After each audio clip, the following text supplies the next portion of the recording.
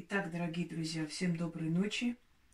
Я для жителей сельской местности и вообще для людей, у которых есть частная баня, да даже баня, которая, скажем, в большом особняке или в квартирах даже есть сауны, да, люди делают.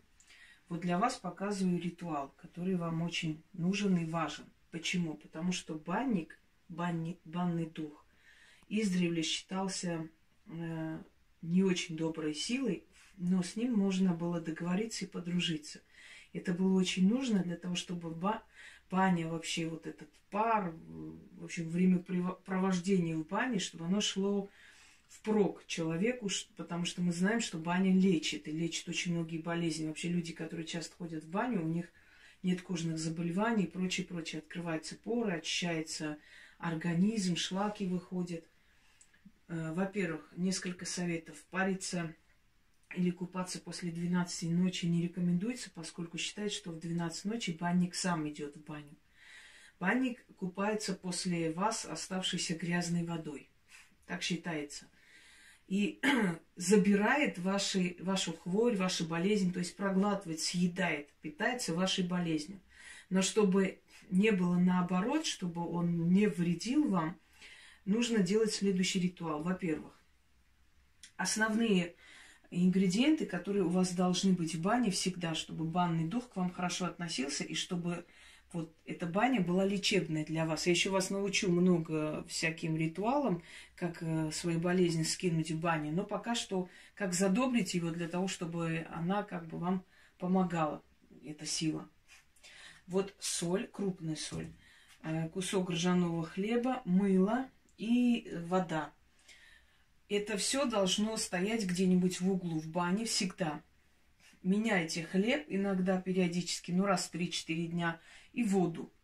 А соль и мыло оставляйте, чтобы он все время был расположен к вам. Следующий. Перед тем, как париться, если вы в этот день решили затопить баню, приносите водку, мед.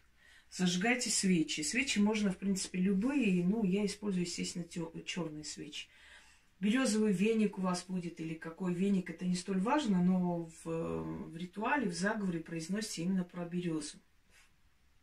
Значит, ставите вот эти вот подношения, читайте то, что я вам дала, и уходите. Потом, когда придете принимать, то есть уже купаться и париться и так далее, это можете убрать. И снова, перед тем, как затопить баню, принесите и оставьте. А вот эти вот ингредиенты, они должны быть всегда в бане, в определенном месте. Все время, чтобы он чувствовал к себе внимание. Это не добрый дух, но этот дух, если с вами подружится, то вы даже не заметите, как баня будет просто очищать ваш организм. Иногда даже радикулит, иногда даже такие хронические болезни начнут проходить после того, как вы принимаете, то есть я все время, как в квартире, принимаете душ, как паритесь, купаетесь. Итак, не будем долго задерживать, прочитаем вам заговор. Читать заговор желательно 3 раза, но я прочитаю 1 раз. Батюшка-банник, живи в нашей бане, но нам не вреди. А нам помоги, болезни наши себе забирай, нашу хворь поедай, чтобы наше тело здоровело банным духом да березовым веником, тело всякую хворь одолело.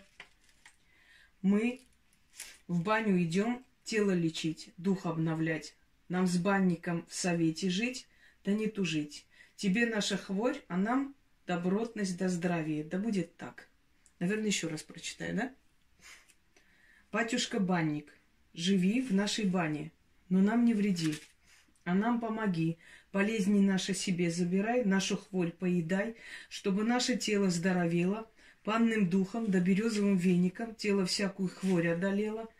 Мы в баню идем тело лечить, дух обновлять, нам с банником в совете жить, да не тужить. Тебе наша хворь, а нам добротность да здравие, да будет так.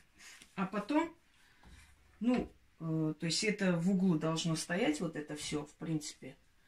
А потом это оставляйте, как только идете париться. Значит, вот это берете, убираете подальше. Можете водку вылить куда-нибудь.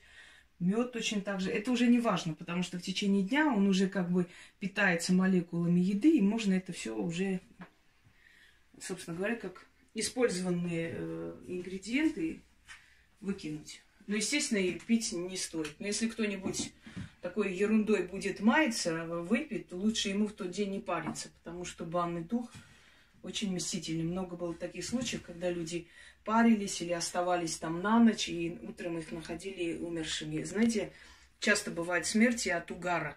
Говорят, в бане там парились, да, отключились и умерли. Вот потому что шли по ночам или чем-то его разозлили. Он может кипятком облить, говорят, он может кожу снять, он может душить, все что угодно. Так что банный дух не очень добрый. Но если с ним подружиться, он может сослужить хорошую службу, тем более оздоровить вас. Всем удачи!